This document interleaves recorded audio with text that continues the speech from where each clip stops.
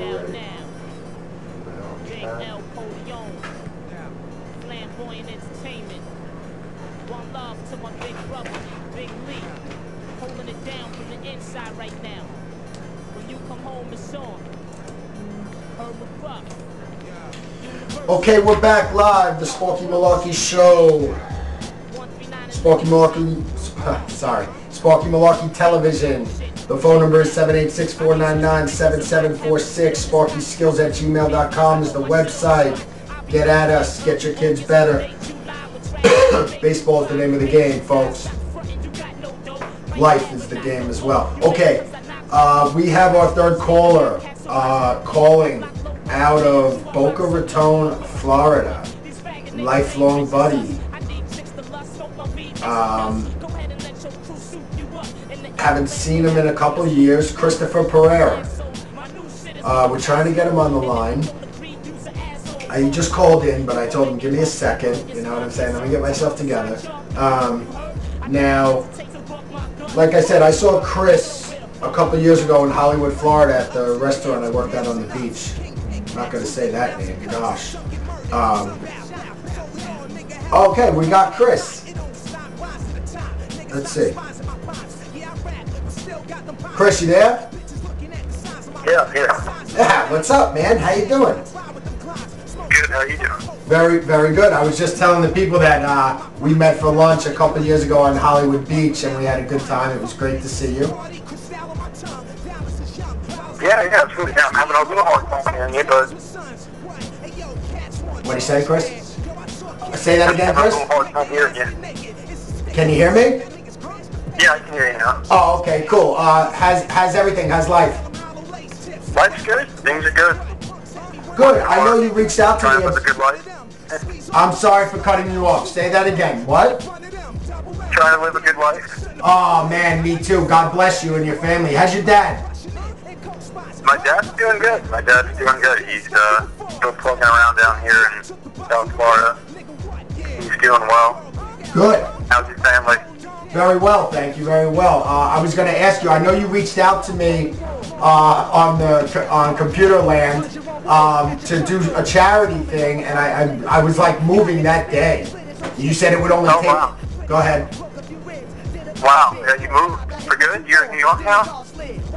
Well, I'm in New York. You know, my fiance has a career up here, and I have a career down there.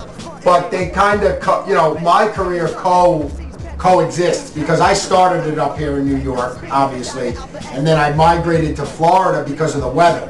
Got a lot of clients, developed a good business, and then, you know, met the love of, you know, relinquished the relationship with the love of my life, whatever it is. And now I'm going to do what I have to do, but I'm coming back down in like a week and a half. I got full lessons, full days. You know, I still have my clients, like speak with them every day and stuff. But let's focus on you. Can we talk about the charity thing or no? Yeah, sure. I mean, what was your idea? What were you telling me? Yeah, I'm a cancer survivor, and what I found out was that, you know, really the way the medical system is set up is it doesn't really have much going for men in particular that get sick. You know, the perception is that the men kind of get the cancer, that you just should lay low, get better, and hope for the best. You know, there's not a lot of external support. There's no charities that really deal too directly with it that are very prominent. And so I saw a need because what I did find was that there was a lot of children's charities and women's charities, which is good. But, Absolutely. you know, men are 1 in 2 men that can get cancer. You have a 50% chance of getting cancer, and everybody else has less. So there needs to be something for men, and I decided on a name of a charity, being that 1 in 2 men get cancer. Everman.org is the name of the website that I'm building out, and yeah, just trying to get it off the ground. Need to get some celebrity involvement and some higher level money sponsorship to roll out the initial phases. And what I want to do is focus on providing access to recreation, special events, support groups and more exposure to specific targeted therapies for men that are facing cancer. I'm very interested in this. This is great stuff. 1 second, I'm sorry. Sure. The name Of the charity. The name of the charity? It's kind of, well, the name of the He's making website and the name that I've reserved is everyotherman.org. Now, there is no website up yet, but the website's going to be built soon. And right now I'm just kind of garnering support and sponsorship. Okay, now what I wanted to say is, so if I understand you correctly, so because of the high numbers in certain cases of cancer, whether it be breast cancer or pancreatic or whatever, that some of the other cases don't get as much focus or attention. Well, no, it's more the male-related issues. For instance, when anybody gets sick, there's certain side effects, and for women, they lose their hair.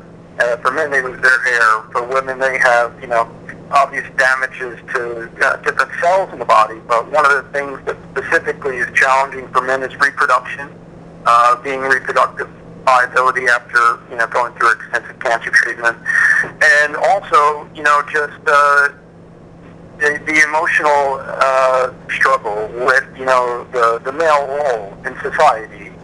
For instance, men are perceived as weak if we're sick and vulnerable, and a lot of the times men will hide and not really seek out things that would be good for them, such as support or physical therapy, things that can help them to get better. For instance, I guess a good comparison would be when you have kids that get sick, there's very specific things for them to kind of get them out and get them to communicate their ideas and their struggles with one another and to feel a sense of camaraderie. Women have the same thing with different associations, like making strides against breast cancer through the American Cancer Society. Other diseases are very specific with their charity support, but really, as a whole, and being on the board of directors of 2 other charities, I found that there is an absolute vacancy for male-focused support where it's centered around the issues that men face specifically with cancer. Great, Chris, thank you very much. This is very important stuff. What I wanted to say to you is I actually just pitched an idea to someone the other day of starting an autistic group for children to be able to come and spend a couple hours a day and share their thoughts and and just have fun and be comfortable, right? That's what we were saying, and you know what I mean? And that, it's a very broad idea I just had, but because I'm a personable guy and the kids like me at my business and stuff, I figured I don't want to, I have a lot to offer maybe to these autistic kids. So when you mentioned the cancer people, you know what I mean? You know what I mean, Chris? Like, I thought of that. To be able to support people that need support. Amen. Yeah, absolutely. Anybody who needs help should have access to it. I think absolutely. We've all become keenly aware of that this week. Cool. You still got your bike cruising at I-95? No, man, I got rid of the motorcycle down in Florida. It was just good. Too many people that I knew were having really no brushes with death and stuff. So. It's like 50-50 when you get on this road. I mean, come on, at least.